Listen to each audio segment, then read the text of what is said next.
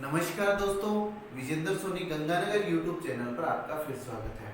दोस्तों, आज का अपना टॉपिक बड़ा इम्पोर्टेंट टॉपिक है मृदा निर्माण और मृदा से संबंधित वो सारी जानकारियां जो सामान्यतः व्यक्ति जानता नहीं है, आप भी नहीं जानते होंगे। तो आज हम मृदा के बारे में डिटेल से चर्चा करेंगे। मेरे आज 3 वीडियो आएंगे जिसमें मैं विश्व में मृदा का वितरण और भारत में मृदा का वितरण और राजस्थान में मृदा का वितरण बताने के साथ साथ मैं मृदा निर्माण कैसे होता है और मृदा की ऊर्ध्वाधर प्रोफाइल कैसी है, इन सब पे मैं बात करने वाला हूँ। तो आप मेरे आज तीनों वीडियो देखेंगे। सबसे पहले हम अब बात कर रहे हैं कि मृदा का निर्माण कैसे होता है और विश्व में मृदा का वितरण कौन सा है और मृदा की प्रोफाइल कौन सी है। इस वीडियो में हम ये बात करेंगे। तो सबसे पहले हम बात करते हैं कि मृदा बनती कैसे है। देखिए, सिंपल सी बात है कि विघटन और वियोजन होगा। विघटन और वियोजन होगा किसका? चट्टानों का।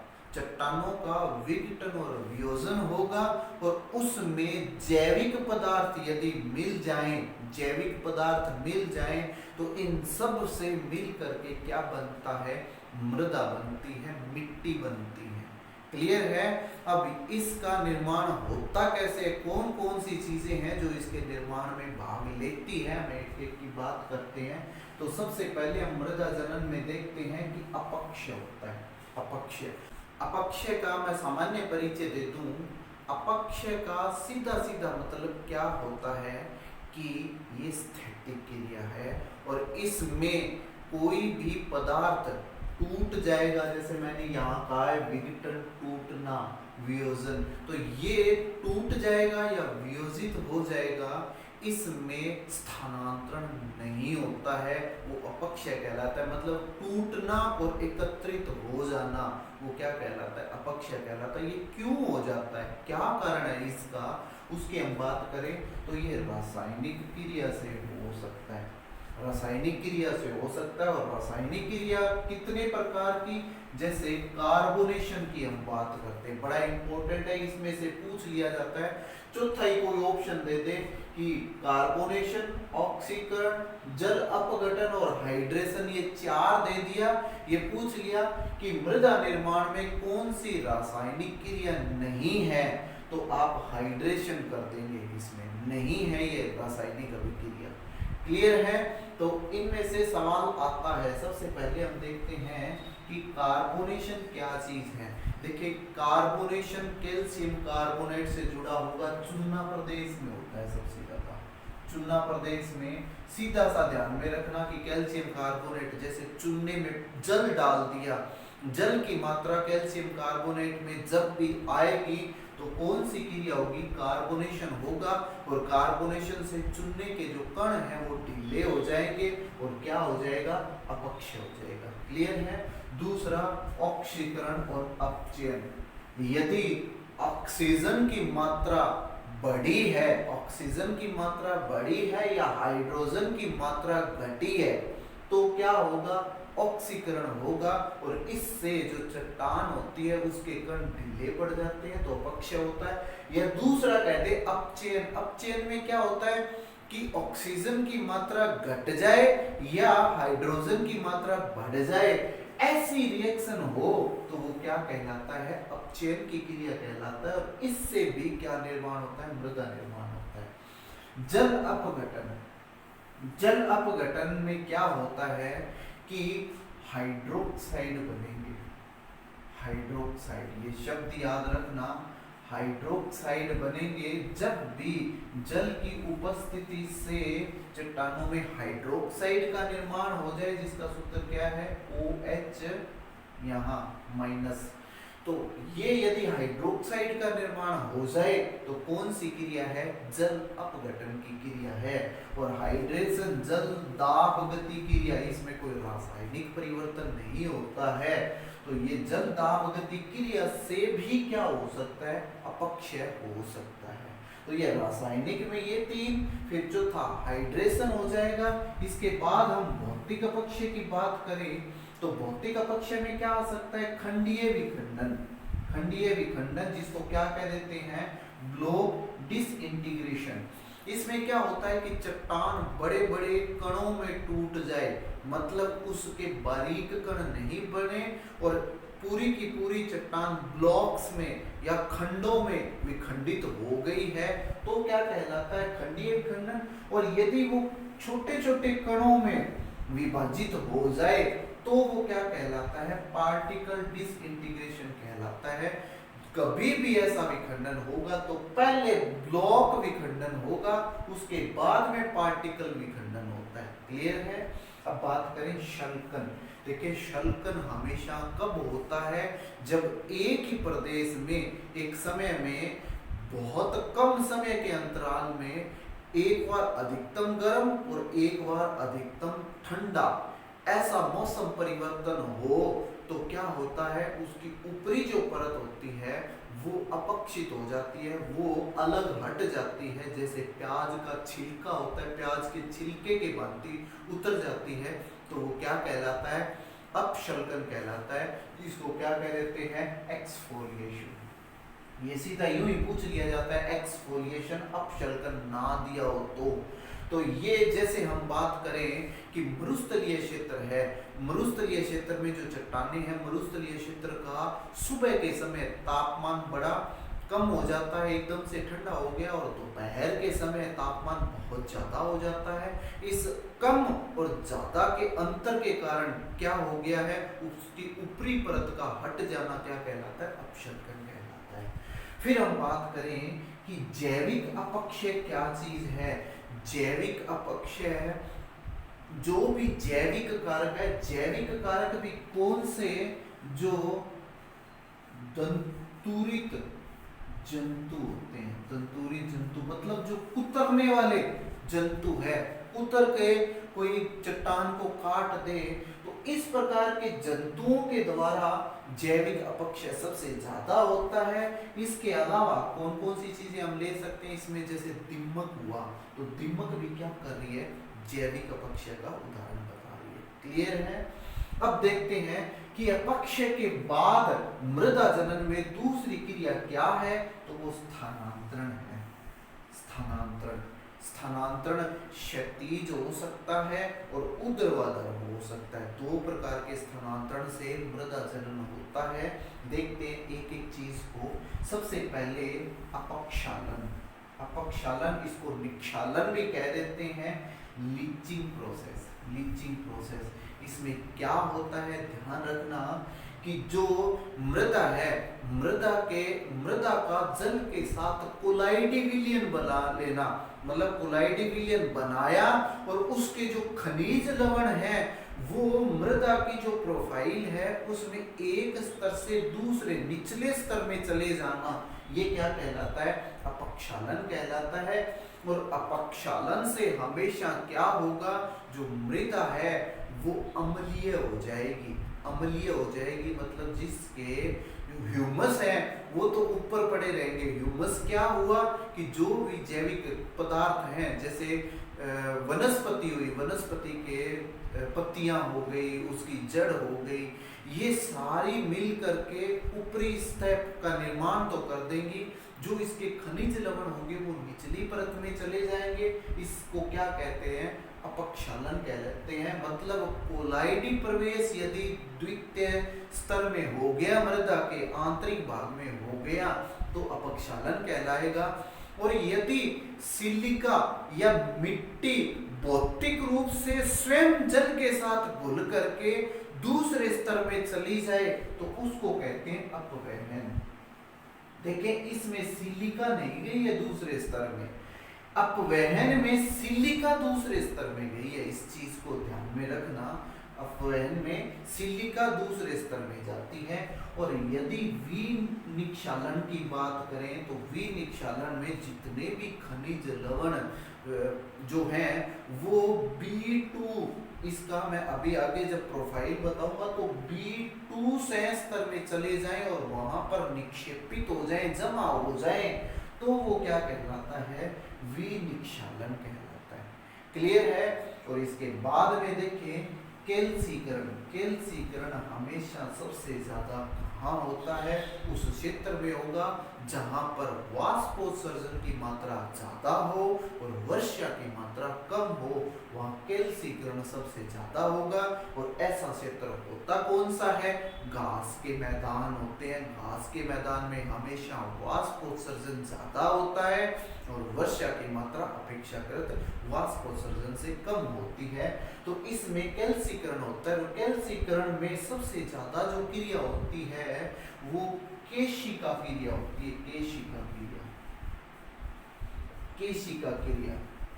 केशिका क्रिया में क्या होता है कि जो निचली परत में खनिज लवण है वो ऊपर की तरफ केश नलियों के माध्यम से ऊपरी स्तर में आ जाएंगे और ऊपरी स्तर में यहाँ पर ये क्या कर देंगे?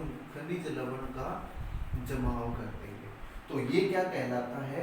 कैल्सीकरण कहलाता है। और इसी का एक भाग है लवणीकरण।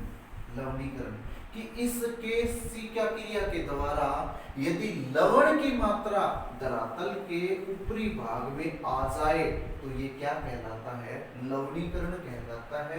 और यदि अम्लीय मात्रा कम हो जाए तो ये क्या कहलाता है? क्षारीकरण कहलाता है। क्लियर है? अब इसके बाद क्या है? इसके बाद है ओडजोलीकरण। और ओडजोलीकरण क्या होता है देखते हैं।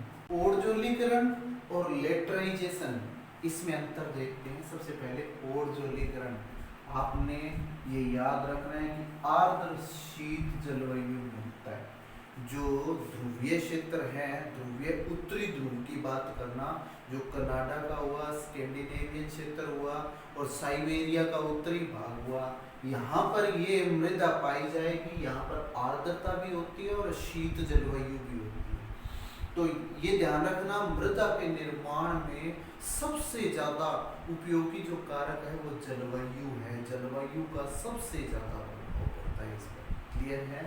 अब हम बात करें कि इस प्रकार की जलवायु में जो वनस्पति का निर्माण होता है वो कौन सी होती है?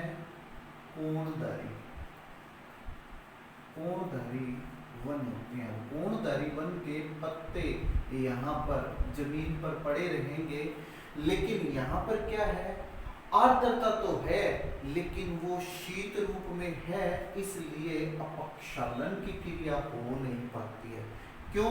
क्योंकि ये वनस्पति के पत्ते जो हैं इसको लीचिंग प्रोसेस करने से रोकते हैं, मतलब निक्षालन करने से रोकेंगे तो यहाँ पर जो भी पदार्थ है वो निचले स्तर में जा नहीं पाएगा। निचले स्तर में जा नहीं पाएगा। केवल हम देखते क्या है कि A2 मतलब A स्तर जो है, A स्तर, इसमें सिलिका की उपस्थिति तो होगी लेकिन ह्यूमस की कमी पाई जाएगी। यहाँ पर ह्यूमस की कमी पाई जाएगी। और इसमें जो फेरस और एल्यूमिनियम है, फेरस एल्यूमिनियम है, वो कहाँ चले जाएंगे? वो B2 में चले जाएंगे। और B2 क्या होता है? B2 स्तर हमेशा वनस्पति को जो भी खनिज लवण प्रदान करते हैं वो B2 स्तर से प्रदान होते हैं। तो आपने इसमें ध्यान रखना है कि जो भी ओडजोलीकरण की क्रिया है, ओडजोलीकरण में हमेशा आयरन की मात्रा ज्यादा होगी। आयरन की मात्रा ज्यादा होगी, एल्यूमिनियम की मात्रा ज्यादा होगी, लेकिन इसमें कैल्शियम की कमी पाई जाएगी। कैल्शियम की कमी होती है, आयरन की और एल्यूमिनियम की अधिकता होती है। और निचले स्तर में जाएं तो यहाँ पर ह्यूमस की भी कमी होगी। ह्यूमस की कमी, कैल्शियम की कमी, फेरस और एल्यूमिनियम की अधिकता होती है। क्लियर है? इस कारण जो ये ऊपरी स्तर है, यहाँ पर ऊपरी स्तर में जो पत्तियां हैं या ह्यूमस की जो मात्रा है वो अधिक पाई जाएगी। इसलिए ये जो ऊपरी भाग होता है ये कौन सा भाग होता है? अम्लीय। अम्लीय, इसका मतलब ये मृदा है कैसी? अम्लीय मृदा है और इसमें उत्पादकता कम होती है। उत्पादकता कम होती है। कहाँ मिलती है? साइबेरिया के इर्द गिर्द वाला क्षेत्र और टुंड्रा क्षेत्र। इसमें ये मृदा अधिक मिलती है। क्लियर है। अब हम बात करते हैं लेटराइजेशन में क्या होता है। लेटराइजेशन में देखें, ये सबसे पहले तो आपने ध्यान रखना आर्द्र उष्ण कटिबंधीय क्षेत्र में पाई जाएगी। आर्द्र उष्ण कटिबंधीय क्षेत्र कौन सा हुआ? जो भूमध्य रेखा के इर्द गिर्द वाला क्षेत्र है। भूमध्य रेखा के इर्द गिर्द वाले क्षेत्र में हमेशा ही वर्षा ज्यादा हो रही है। वर्षा ज्यादा होती है वहां लीचिंग प्रोसेस मतलब निक्षालन ज्यादा होगा। इसका मतलब क्या है? वर्षा अधिक है, अपक्षालन कम है, लीचिंग प्रोसेस होगी तो जो धरातल के समीप मतलब जो ओसैन स्तर है इसका, ओसैन स्तर से जितने भी आवश्यक खनिज लवण है वो नीचे की तरफ निचले मंडल में चले जाएंगे। निचले मंडल में चले जाएंगे तो यहाँ पर जैविक पदार्थ ही मिलेंगे, हमें खनिज लवण यहाँ पर ज्यादा नहीं मिलेंगे। और अब देखें कि इसमें जो एसैन स्तर होता है, अब इसमें ध्यान रखना एसैन स्तर में जो आयरन की मात्रा है वो ज्यादा पाई जाएगी। यहाँ पर आयरन की मात्रा मैंने बी सैन स्तर में बताई है और यहाँ पर मैं ए सैन स्तर में बता रहा हूँ। किसमें? लेटराइजेशन में। लेटराइजेशन में इसलिए इसका रंग लाल होता है। ए सैन स्तर में फेरस की मात्रा ज्यादा है इसलिए इसका रंग लाल होता है। और यहाँ जो ए सैन स्तर में सिलिका है वो क्या करती है? वो लीचिंग प्रोसेस के साथ सिलिका भी भौतिक रूप से कहाँ चली गई है? निचले मंडल में चली गई है। क्लियर है? इसको याद रखना, निचले मंडल में चली गई है सिलिका भी। तो यहाँ पर जो ये बी सैन स्तर इसका बना है उसको क्या कह देते हैं? S grey soil. क्लियर है?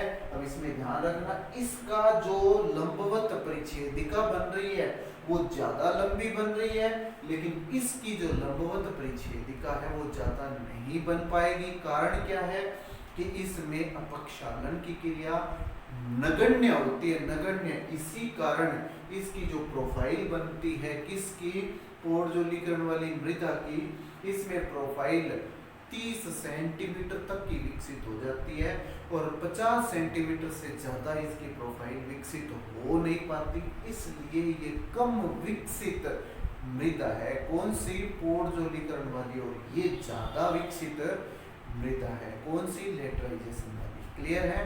अब देखते हैं गलेश्वन क्या चीज है। गले भवन, गले भवन क्या चीज है? गले भवन में क्या होता है कि फेरिक ऑक्साइड जो है वो फेरस ऑक्साइड में बदल जाता है सारी किसकी क्रिया? लोह तत्व की क्रिया ही है कि फेरिक ऑक्साइड लोहा और ऑक्सीजन का जो फेरिक ऑक्साइड बनता है वो फेरस ऑक्साइड में कन्वर्ट हो जाता है। क्लियर है? इसको क्या कह देते हैं? गले भवन की क्रिया कह देते हैं। और इसके बाद जो परिवर्तन होता है तो मृदा निर्माण में सहायक है वो जैविक परिवर्तन वाले कारक हैं। जैविक परिवर्तन में क्या हो सकता है कि जैविक कारक जैसे कोई जीव जंतु हुआ या स्वयं वनस्पति हुई, इसके द्वारा भौतिक विखंडन भी हो सकता है, रासायनिक विखंडन भी हो सकता है, ह्यूमसीकरण हो सकता है। ह्यूमसीकरण में क्या होगा कि जो वनस्पति के तत्व हैं या स्वयं जीव जंतु हैं वो यदि मृत अवस्था में क्या हो, मृदा के साथ मिल जाए तो वो क्या कहलाएगा? ह्यूमसीकरण कहलाएगा। और यदि खनिज लवण उसके साथ मिल जाए तो उसको क्या कह देते हैं? खनिजीकरण कह देते हैं। क्लियर है? अब देखते हैं कि मृदा के जो कारक हैं वो कारक कौन कौन से हैं। हम इन कारकों को दो भागों में बांट लेते हैं। मृदा के कारक, एक तो गतिशील कारक है और एक स्थैतिक कारक है। गतिशील और स्थैतिक कारक, इसको हम देखते हैं कारक। एक तो गतिशील कारक है, गतिशील कारक, और दूसरा है स्थैतिक कारक, स्थैतिक कारक। अब गतिशील कारक में क्या आ जाएगा? जलवायु आ जाएगी और जैविक इकाइयां आ जाएगी। जलवायु और जैविक इकाइयों को हम किस में लेते हैं? गतिशील कारक में लेते हैं। अब यहाँ पर ध्यान रखना जलवायु सबसे महत्वपूर्ण माना जाता है मृदा निर्माण में। मृदा निर्माण में सबसे महत्वपूर्ण कौन है? जलवायु है। क्लियर है। और यदि हम स्थैतिक कारक में देखें तो स्थैतिक कारक में बहुत सारी ऐसी चीज है जो इसको प्रभावित करती है। सबसे पहले हम देखें पैतृक चट्टान कि वो चट्टान का स्वरूप क्या है।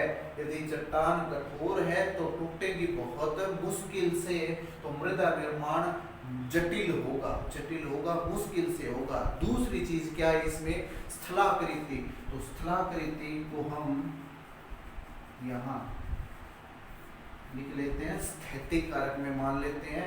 और तीसरा कारक है उच्चावच। उच्चावच को मान लेते हैं कि जितना उच्चावच अधिक होगा, मतलब उच्च स्तर से निम्न स्तर एकदम ढलान है, तीव्र ढलान है, तो मृदा निर्माण तेजी से होगा क्योंकि कटाव ज्यादा होता है। क्लियर है। फिर हम उच्चावच का एक रूप और लिख लेते हैं ढाल। ढाल से भी इसको जोड़ सकते हैं। और लास्ट में इसका काल भी प्रभावित करता है। तो ये इसके कारक आ जाएंगे। क्लियर है। अब देखते हैं हम कि मृदा की प्रोफाइल परिच्छेदिका क्या है। यहाँ से भी सवाल आते हैं। देखिए मृदा का जो अध्ययन है वो पेडोलॉजी कहलाता है। मृदा का अध्ययन पेडोलॉजी कहलाता है। और विश्व में यदि मृदा के अध्ययन का पहला वर्णन देखें तो रूसी भूवैज्ञानिक थे जिसका नाम है डोकुचाएव। तो डोकुचाएव ने सबसे पहले मृदा का अध्ययन किया था। अब हम बात करें कि मृदा का संगठन कैसा होता है, तो मृदा के संगठन में ह्यूमस और जैविक पदार्थ 5 से 12% पाए जाते हैं। खनिज लवण की मात्रा 32 से 47% होती है। मृदा घोल 15 से 35% के रूप में होता है। और वायुमंडलीय मृदा मतलब क्या है कि मृदा में वायु की उपस्थिति वो कितनी होती है? 15 से 35% होती है। क्लियर है। तो जल मृदा घोल के रूप में कहें तो जल, वायु कहें तो ये वायुमंडलीय मृदा। तो ये 15 से 35 और ये भी 15 से 35। खनिज लवण कितने होते हैं? 32 से 47। तो सर्वाधिक मात्रा किसकी है? खनिज लवण की है। और सबसे कम ह्यूमस या जैविक पदार्थ की है। क्लियर है। अब हम यदि ICAR जो भारतीय कृषि अनुसंधान केंद्र है उसके अनुसार मृदा की जो लंबवत परिच्छेदिका बताई गई है वो लंबवत परिच्छेदिका का हम वर्णन करते हैं। तो उन्होंने सबसे पहले ये संस्तर बताया है, इसका नाम है ओ संस्तर। ओ संस्तर, ओ का मतलब है ऑर्गेनिक। ऑर्गेनिक क्या होता है? जैविक। तो ओ संस्तर जहां भी नाम आ जाए आपने जैविक संस्तर कहना है। क्लियर है। दूसरा खनिज संस्तर A, B और C यहाँ तक ये खनिज संस्तर है। खनिज संस्तर को कितने भागों में बांटा है? 3 भागों में बांटा है, A, B और C। क्लियर है। अब इनके फिर पुनर्विभाजन किए गए हैं। जो ओ संस्तर है इसके 2 भाग है। सबसे ऊपरी भाग में पत्तियों के ढेर मिलेंगे, पर्ण ढेर। यदि O1 और O2 के रूप में देखें तो O1 में पर्ण ढेर मिलेगा और O2 में क्या मिलेगा? ह्यूमस ये मिलेगा। क्लियर है। अब हम जैविक संस्तर की बात करते हैं। जैविक संस्तर में A संस्तर के 3 भाग किए गए, A1, A2 और A3। क्लियर है। A1 क्या चीज है? यहाँ पर जैविक पदार्थों की मात्रा तथा खनिज लवणों की मात्रा दोनों ही पाई जाएगी और दोनों के कारण इसका जो रंग होता है वो गाढ़ा होता है। ये ध्यान में रखना। ये सवाल बनता है कि A1 संस्तर है, इसमें जैविक पदार्थ और खनिज दोनों पाए जाते हैं और इसका रंग जो होता है वो गाढ़ा होता है, गहरा रंग होता है। इससे नीचे की तरफ आएंगे तो रंग हल्का हो जाएगा। हल्का क्यों हो जाएगा? क्योंकि यहाँ से निक्षालन स्टार्ट हो जाता है। निक्षालन में यहाँ पर क्या चीज आ गई? हल्के रंग का निक्षालन स्तर कहलाता है और यहाँ से निक्षालन होता है, इसलिए इसका दूसरा नाम क्या है? अपवाहन मंडल। अपवाहन मंडल, ये अपवाहन मंडल भी कहते हैं किसको? A2 को। ये ध्यान रखना, जो भी बोल रहा हूं ये अलग सवाल बनते हैं और इंपॉर्टेंट सवाल हैं। A3 क्या है? A2 तथा B के बीच का अवांतर मंडल है। अवांतर मंडल ट्रांजिशनल जोन को कहते हैं। A2 तथा B के बीच का अवांतर मंडल है। ये प्रत्येक मृदा में हो ये जरूरी नहीं है। कौन सा? A3। ये प्रत्येक मृदा में हो ये जरूरी नहीं है। कौन सा होगा प्रत्येक मृदा में अवांतर मंडल? B1। ये भी अवांतर मंडल है, लेकिन B1 को कौन सा अवांतर मंडल कहते हैं? A और B संस्तर के बीच का। A और B संस्तर के बीच में अवांतर मंडल ट्रांजिशनल जोन कौन सा है? A1 है। ये प्रत्येक मृदा में होगा। और A2 और B1 के बीच में कभी कभार मृदा में एक अवांतर मंडल स्थापित हो जाता है। वो कौन सा है? A3। क्लियर है? B2 मोस्ट इंपोर्टेंट है। ये क्या चीज है? ये विनिक्षेपण मंडल है। मतलब समस्त खनिज लवण का जो जमाव होता है वो यहाँ पर होता है और पौधे यहीं से इसको ग्रहण करते हैं। कौन से में? B2 में। मोस्ट इंपोर्टेंट चीज है, दिमाग में अच्छी तरह बिठा लेना इसको। विनिक्षेपण मंडल कहते हैं इसको। फिर है B3। ये क्या कहलाएगा? ये B और C के बीच का अवांतर मंडल कहलाएगा B3। क्लियर है? और C जो है इसको क्या कह देते हैं? अधोस्तर मंडल कह देते हैं। ये जो दृढ़तम चट्टान होती है, मृदा की दृढ़तम स्तर होता है, उससे कम है, उससे थोड़ा सा कम है। और इससे नीचे जिसको D या R कहते हैं, ये दृढ़तम मंडल होता है। सबसे कठोर मृदा का स्तर यहाँ पाया जाता है। क्लियर है? इसीलिए इसको आधार स्तर भी कह देते हैं। आधार स्तर। क्लियर है? अब हम देखते हैं कि मृदा में जो अम्लीयता, क्षारीयता और लवणीयता होती है वो कैसे कैसे निर्धारित करते हैं। देखिए, मृदा में और जल में क्षारीयता का और लवणीयता का मापने का तरीका एक जैसा ही है, जिसको हम यदि कोई स्केल की बात करें तो वो पीएच स्केल होता है। पीएच स्केल, पीएच स्केल से नापते हैं। पीएच स्केल में जो रीडिंग होती है वो कहां से कहां तक होती है? 0 से 14 तक होती है। क्लियर है? यदि 7 से 0 के बीच में है, 7 से कम और 0 से ज्यादा, तो ये मिट्टी हमेशा कैसी होगी? अम्लीय होगी, अम्लीय मृदा होगी। और यदि 7 से 14 के बीच में है तो ये क्षारीय मृदा होगी, क्षारीय मृदा होगी। क्लियर है?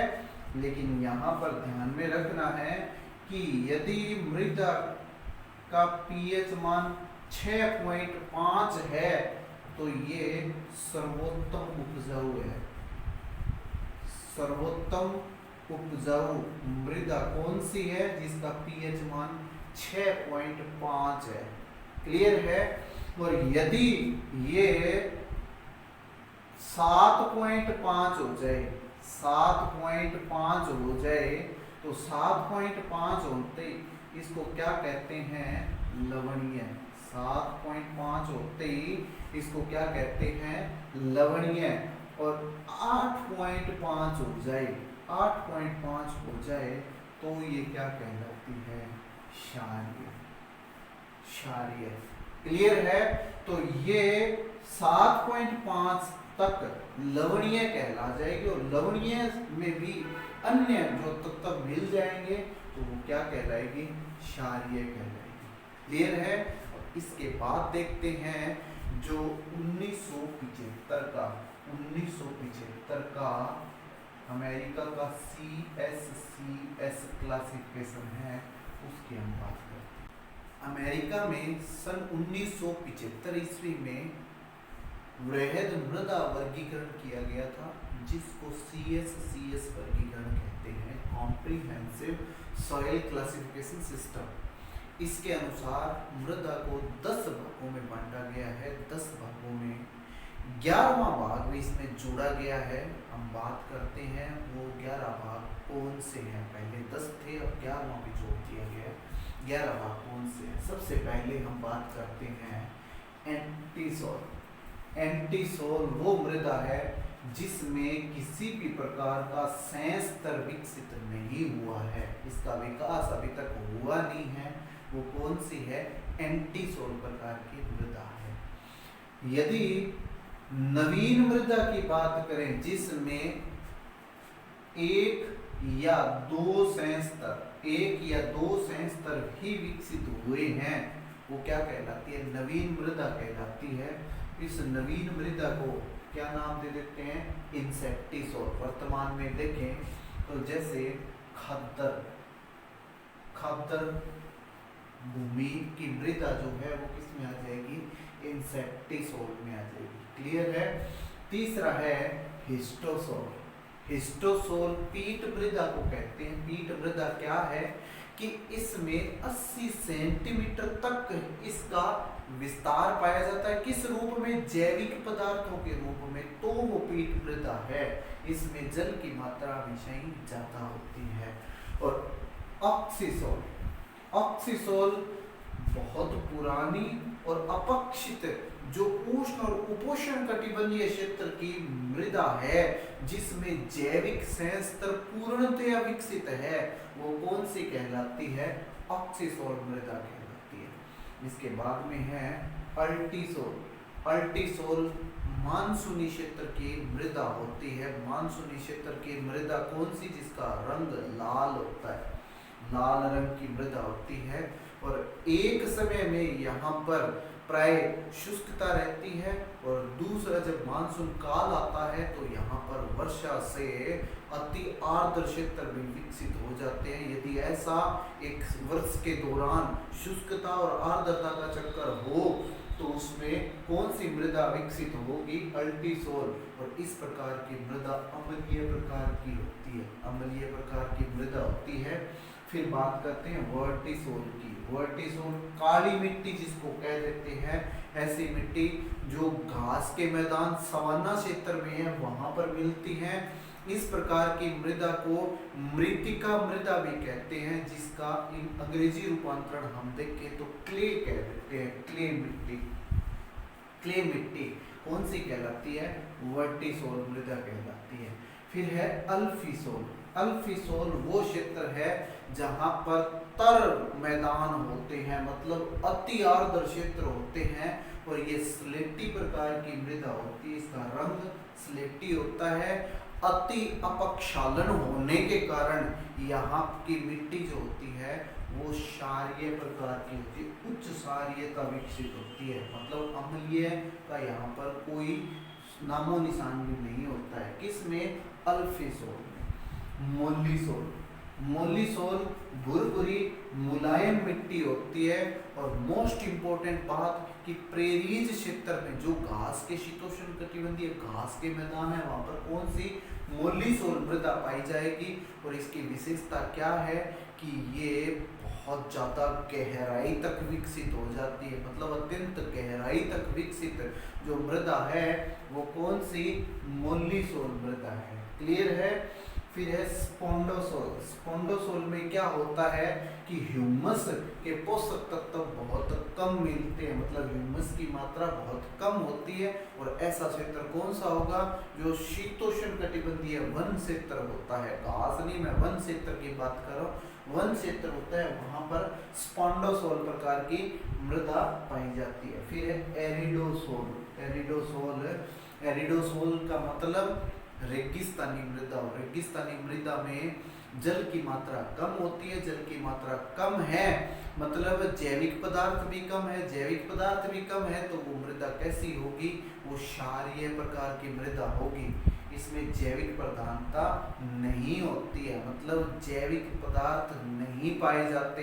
तो ये कैसी है, क्षारीय या लवणीय प्रकार की मृदा। विश्व के लगभग 19.20% भाग पर कौन सी मृदा है, एरिडोसोल। समस्त प्रकार के जितने भी मरुस्थल है वहाँ एरिडोसोल मृदा ही पाई जाती है।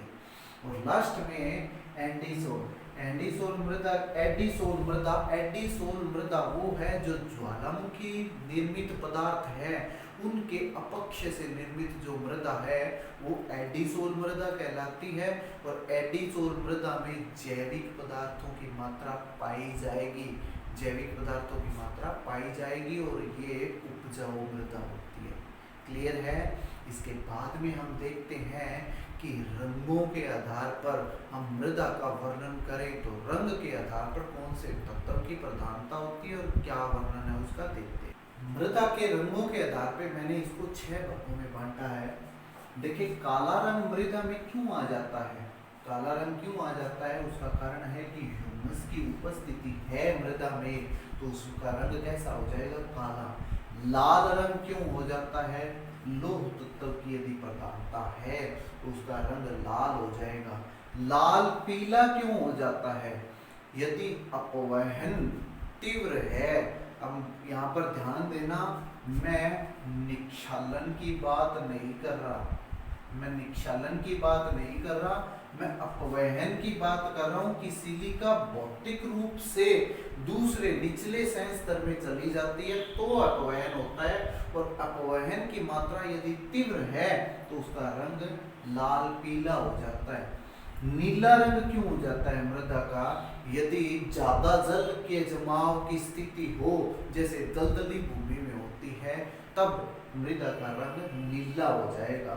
और रंग सफेद क्यों हो जाता है, यदि लवण की उपस्थिति है।